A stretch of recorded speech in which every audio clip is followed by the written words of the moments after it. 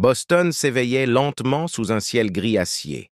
Le vent soufflait avec fermeté entre les immeubles aux façades vitrées, renvoyant des éclats métalliques sur les trottoirs froids. Au sommet de l'imposante tour Bennett Global Holdings, l'atmosphère était loin d'être sereine. Les bureaux du dernier étage, habituellement calmes et sophistiqués, résonnaient d'un tumulte inhabituel. Téléphones qui sonnaient sans relâche, employés courant d'un service à l'autre, visages tendus, tout indiquait qu'une journée sous haute pression venait de commencer.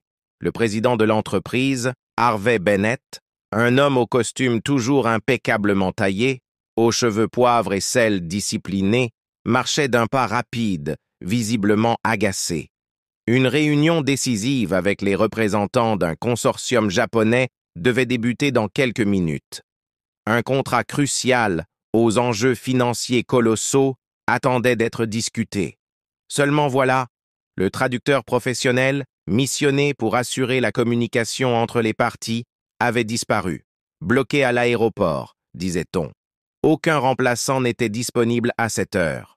Et le document, un contrat complexe rédigé en japonais d'affaires rigoureux, restait incompréhensible à tous dans la salle de réunion. Harvey serra les dents. Tout semblait sur le point de s'effondrer. C'est à ce moment, alors que les tensions atteignaient leur sommet, qu'une porte s'ouvrit doucement. Lily Harper entra. Son pas était léger, presque imperceptible, ses gestes calmes. Elle portait un plateau avec du café frais, quelques gobelets et une carafe d'eau. Habillée d'un uniforme simple, les cheveux tirés en un chignon discret, elle semblait transparente dans ce monde d'hommes en cravate.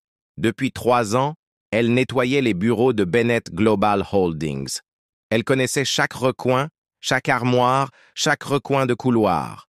Elle faisait partie du décor comme une plante en pot ou une horloge murale, présente mais invisible.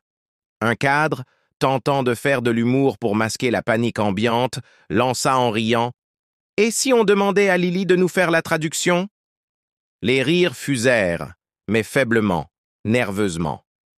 Harvey, épuisé et irrité, s'empara du document japonais et, dans un geste de dépit, le tendit à la jeune femme. « Allez, puisque tout le monde croit qu'il suffit d'un dictionnaire pour faire mon travail, voyons ce que vous valez. » Un silence gêné tomba sur la pièce. Lily prit le document avec douceur. Elle ne dit rien. Son regard parcourut les pages remplies de kanji serrés. Puis, sans se presser, elle s'installa sur une chaise libre, sortit un stylo de sa poche et commença à écrire. Les secondes s'étiraient.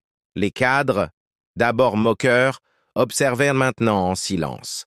La salle, quelques minutes auparavant si agitée, semblait suspendue au bruit de sa plume.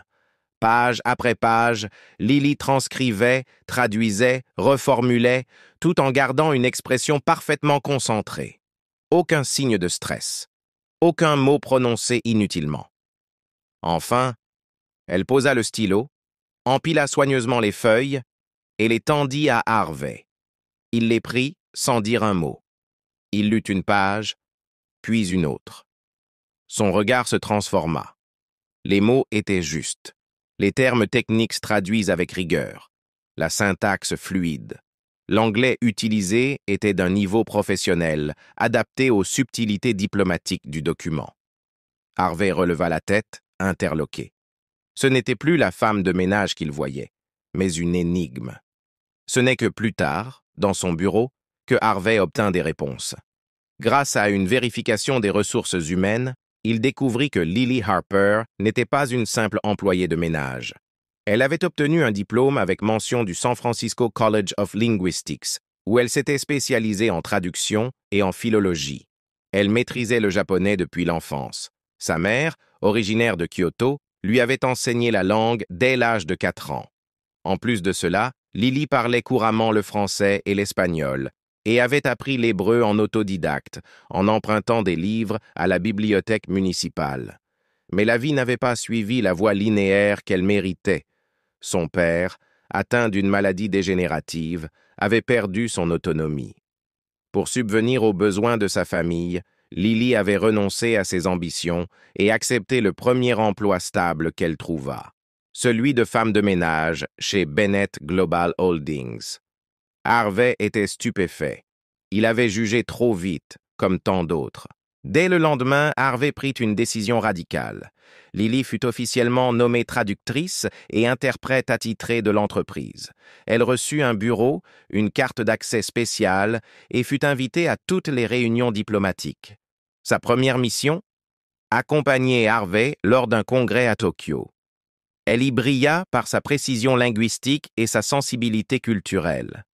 Très vite, les partenaires étrangers, notamment les délégations asiatiques, exprimèrent leur admiration.